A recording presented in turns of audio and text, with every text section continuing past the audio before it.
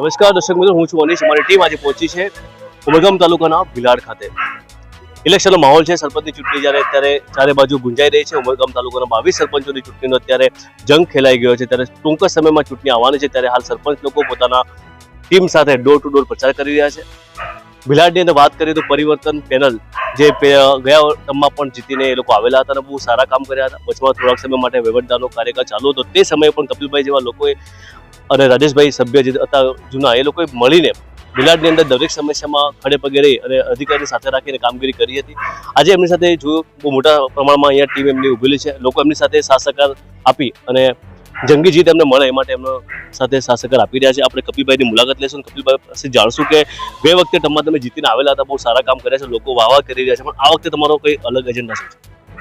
નમસ્કાર, મેં કપિલ મહેન્દ્રભાઈ જાદવ 2017 થી 22 સુધી સરપંચ સભ્ય તરીકે ચૂંટાયો હતો અને સરપંચ તરીકે અમારી પરિવર્તન પેનલ ચૂંટાઈ હતી. એ સમયમાં એ પછી 3 વર્ષ અમને વહીવટદાર શાસન મળ્યું. એમાં અમે લોકો જોડે સતત સંપર્કમાં રહ્યા અને બંધો પ્રયત્ન કામ કરવાનો પૂરો પ્રયત્ન કર્યો, જેમાં કદાચ તેને 20-25% અમને કામમાં ઘટાડો થયો. જે ગતિ અમારી જે 17 થી 22 માં હતી એટલી નહીં મળી, પણ લોકો જોડે સંપર્કમાં રહીને અમે કામ કરવાની કોશિશ પૂરેપૂરી કરી છે.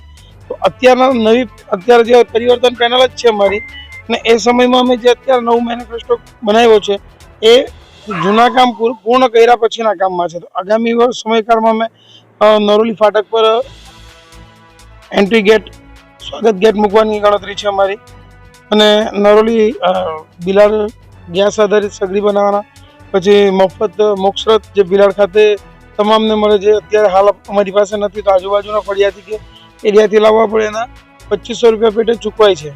એટલે પછી એ અમે એકદમ ઓછો કરીને ફ્રી ઓફ કોસ્ટ આપવાના છે અમારી ગામની એ કરીને. પછી બીજું કે આ વિસ્તારમાં ફ્લેટની સમસ્યા, ફ્લેટો ઘણા છે પણ એ લોકોનો વેરો બહુ વધારે હોય. અત્યારે ગરીબી અવસ્થાથી લોકો આવાસની સપનું જોઈને નીકળે છે, 100% લોન લઈને લોકો એ કરતા હોય છે, જેનો વેરો બહુ વધી જતો હોય. લાખે કંઈક 600-700 રૂપિયા હોય તો એના 20 લાખ 25 લાખની લોન લે તો એ લોકોનો વેરો વધી જાય. તો અમે એક ફિક્સ વેરો રાખવાની ગણતરી છે કે 1 BHK નો 2500 રૂપિયા અને 2 BHK નો 4000 રૂપિયા, જેથી એ લોકોને બેનિફિટ થાય, પ્લસ જે વેરો નહીં ભરતા હોય એ વેરો વધે, જેથી પંચાયતની રેગ્યુલર ઇન્કમ વધતી જાય. એ ખાસ અમે ધ્યાન આપ્યું. અને સાંસ્કૃતિક ભવન દર ફળિયામાં બનાવવાના છે, દરેક એરિયામાં નાના એરિયા લોકો, જેથી ગણપતિ કે નાના મંડળ, સખી મંડળ જે બી ભવિષ્યમાં ચલાવવાના હોય એ લોકો એરિયા વાઇઝ ચલાવશે. ડેકનું સંપૂર્ણ બ્યુટિફિકેશન, ત્યાં ખાવા-પીવાની લારી કે ગમે તે રીતનું બેઠક વ્યવસ્થા ત્યાં થઈ જાય. ફ્રી વાઈફાઈની સુવિધા એવી અમે અમારી મેનિફેસ્ટોમાં મૂક્યું છે.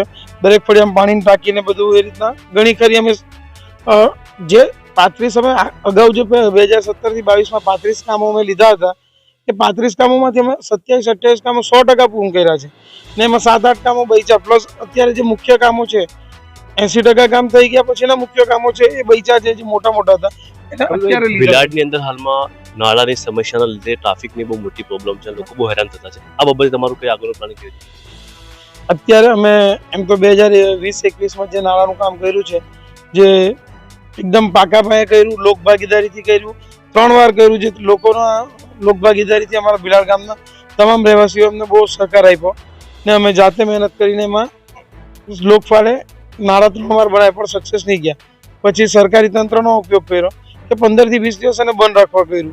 બંધ રાખ્યા પછી અત્યારે સતત 2 ચોમાસા નીકળી ગયા, નાળું અત્યારે ખરાબ નથી, જેથી અવર જવર લોકોને સારી છે.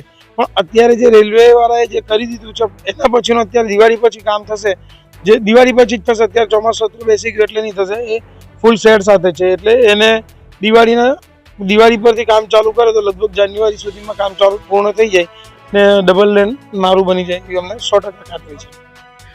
ભીલાડની જનતાને તમારા પાસે તરફથી શું કહેવા માંગો છો? જીતમાં તમે લોકો જે મુદ્દા લઈને ઉતર્યા છો અને આગળના જે મુદ્દા તમારા તમે પૂરા કર્યા છે, તો આ બાબતે જનતા તમારી શું અપેક્ષા છે? ભીલાડની જનતાને અપેક્ષા અમે નહીં રાખ્યા, એમનો સાથ સહકારથી જ અમે 2017 થી 22 સુધી ચૂંટાઈ આવ્યા છે. તો અત્યારે એમના જ સાથ સહકારથી ફરી પાછા અમે 2025 થી 30 ના સમયકાળમાં એમની જે બી બાકી રહેલા કામ, જનતાના બાકી રહેલા કામ અમારે પૂર્ણ કરવાના છે. અમારા નથી, આ જનતાના કામ બાકી છે, ને જનતાના સેવક તરીકે અમે 100% પરિપૂર્ણ રહેશું. આપણે હમણાં વાત કરી કપિલભાઈથી, જે હાલ જે વૈશાલીબેન છે પોતે સરપંચના હોદ્દા પર છે, એમના પતિ છે, એમની સાથે વાતચીત કર્યા પછી અને પોતે પણ સતત ભીલાડની અંદર કાર્યરત રહે છે. લોકોનું કહેવું છે, લોકો બહુ સારો પ્રતિસાદ બી આપતા આવેલા છે. આપણે એના સ્થાનિક લોકો છે એમની સાથે મળશું અને જાણશું ખરેખર કપિલભાઈની કરેલી વાતો કેટલી સાચી છે. જી, શું નામ છે આપનું, ક્યાં રહો? હિતેશ શાહ. હિતેશભાઈ, હાલમાં જે પ્રમાણે ઇલેક્શનનો માહોલ છે અને ચારે બાજુ ચૂંટણી ચાલી રહી છે, સરપંચનું ઇલેક્શન છે, ભીલાડની અંદર કેવો માહોલ છે? ચૂંટણીને અનુલક્ષીને જોવા જઈએ તો જે 5 વર્ષના ગાળાના અંદર કપિલભાઈ જે વાદા કર્યા હતા તે બધા પૂરા કર્યા છે અને એમને પોતે વર્ક કરી, જેમ કે વાત થઈ હતી તે પ્રમાણે એમને મેન અમારો ગરનાળો હતો, રેલવેનો પ્રોબ્લેમ હતો. રેલવે ગરનાળા માટે રેલવેની પરમિશનનો ઘણો સમય નીકળી ગયો, છતાં પણ જ્યારે પણ નાડુના અંદર કંઈ પણ અડચણ આવતી તો જાતે કામે લાગીને પોતે કામ કરતા હતા. એ સિવાય જે લક્ષ્યો લીધા હતા એમણે પોતાના 5 વર્ષના ગાળામાં, એ લક્ષ્યો પણ એમણે સિદ્ધ કર્યા છે. જે 2-3 કામો છે એ 2 બાકી છે, તે પણ હમણાં આ નવા ટર્મના અંદર એમણે કામો લઈ લીધા છે અને ચોક્કસ એ લોકો કામ કરે જ છે અને ચોક્કસ આવા કામો પાછા આપણી પ્રગતિ અને ગ્રામ પંચાયતની પ્રગતિ માટે કરતા જ રહેશે. કપિલભાઈ, જે પ્રમાણે અત્યારે નવા મેનિફેસ્ટો બહાર પાડ્યા છે, ગયા વર્ષે બી મેનિફેસ્ટો બહાર પાડેલા હતા, શું ગયા વર્ષે મેનિફેસ્ટો બધા જ કામો થઈ ગયા? હા, ચોક્કસ. સ્થાનિકોની વાત જે પ્રમાણે આપણે કરી છે અને આપણે હાલ મુલાકાત કરશું કપિલભાઈની સાથે હરોળમાં ઊભા રહી અને એમની સાથે જે કામગીરી કરી રહ્યા છે રાજેશભાઈ, ભીલાડ ગામ છે, ભીલાડ ગામની અંદર મુખ્ય સમસ્યા જે નાણાં છે એ માટે કપિલભાઈએ પ્રોમિસ કર્યું છે પૂરું કરશે. તમને શું લાગે છે પૂરું થશે? હા, પૂરું કરશે. અમે 2017માં નવા યુવાન છોકરાઓ સાથે આપણે પરિવર્તન પેનલ બનાવેલા હતા. હું પૂરો સદસ્ય છે. કપિલભાઈના મિસેસ જે વૈશાલીબેન છે એ સરપંચ હતા, તો એ લોકોએ બહુ સરસ કામગીરી કરી. એની પ્લસ ગરનાળા બનવા માટે કલેક્ટરને આવેદન બી કરી, રેલવે અધિકારીને એ લોકોએ ત્યાં બી આવેદન કરી. એને સ્વરૂપ હમણાં ગરનાળાનું કામ ચાલુ જ છે હાલમાં. લગભગ દિવાળીને પછી ગરનાળા આપણે ગામને ઉમરગામના જેટલા બી ગામો છે એ લોકોનો ઉપયોગ કરવા માટે મળી જશે.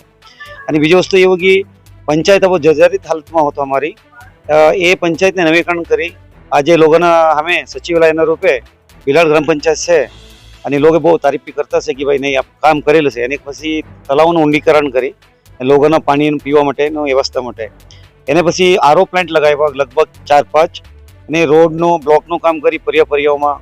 એમાંથી બી પ્રજા બહુ ખુશ છે. એને એક ગામથી બીજું ગામ જોડતા ડામર રસ્તા પણ બનાવ્યા. તો બહુ સરસ કામગીરી બધું છે. ઘર ઘર નલ મેં જલ પ્રધાનમંત્રીને એક મોટી એ હતું, તો એમાં બી ઘણું કામ કરેલું છે એ લોકો. અને અમે બી એને સાકાર આપ્યા. એ વર્ષ પણ 2017થી 22 સુધી હતું, પણ 22 પછી ઇલેક્શન તાત્કાલિક નથી થયેલું.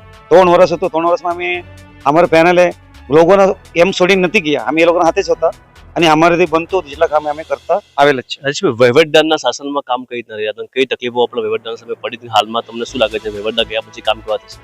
જો એક સરપંચ હોય તો ગામનું બધું સમસ્યા અમને ખબર જ હોય અને આખું પરિયામાં ફરતા હોય સરપંચ, તો સરપંચના હિસાબથી બેસ્ટ કામ કરે. વહીવટદાર બહારના તલાટી રૂપે રહે, એ લોકોના બધું પરિયાનું આટલું બધું જાણકારી નહીં હોય, એમાં કામમાં થોડી ઘણા ઘટાડા આવી જાય, એ સ્વાભાવિક જ છે. અને એ હિસાબથી અમે જોવા જાય તો પબ્લિકના નિરસ્તાવાનું કોઈ કારણ નથી.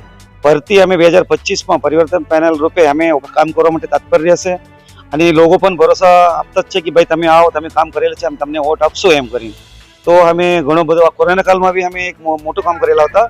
એમાં લગભગ 1.25 લાખ લોકોને અહીંયા અમે ઉમરગામથી યુપી, બિહાર, આસામ, ઓડિશા, મધ્યપ્રદેશ જવા માટે અમે ઓફિસ ખોલીને એની અંદર એ લોકોને બધું બોલાવીને ટિકિટના બધું એક વ્યવસ્થા કરીને અમે સરસ રીતે મોકલાવ્યા હતા. એ લોકો પણ ખૂબ આભાર માનતા જ છે આપણે. અમને આશા છે કે પરપ્રાંતીય પણ ભરપૂર વોટ આપણને આપશે અને આપણને ભૂલશે નહીં એ લોકો. આ હતા રાજેશભાઈ સભ્યજી, ભીલાડની અંદર કપિલભાઈની હરોળમાં ખભેથી ખભા મિલાવીને કામ કરતા હોય છે. કપિલભાઈના જે વાઇફ છે એમના ધર્મપત્ની છે વૈશાલીબેન, એ સરપંચના હોદ્દા પર ગયા વર્ષે ચૂંટાઈને આવેલા હતા. એમને જેટલા વિકાસના કામો કર્યા છે એની તારીફ કરે એટલી લોકો ઓછી છે. લોકોનું માનવું છે કે કપિલભાઈ જો ફરી જીતીને આવશે તો ખરેખર ગામમાં જે વિકાસના કામો અટકેલા છે કે જે વહીવટ શાસનમાં નથી થયેલા એ બહુ સરળતાથી પૂરા થશે એવી એ લોકોની અપેક્ષા છે. હું છું અનિશ શેખ, ગુજરાત કારોબાર, ઉમરગામ.